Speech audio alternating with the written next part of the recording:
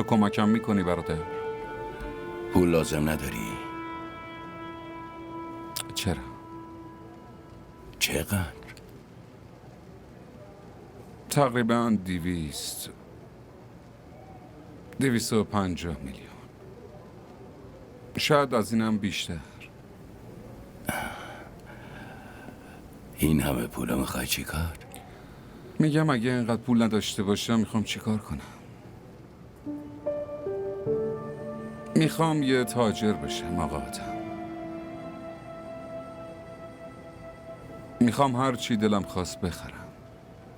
دوستی، وفاداری، عشق. هر کی میفروشه همه رو بخرم.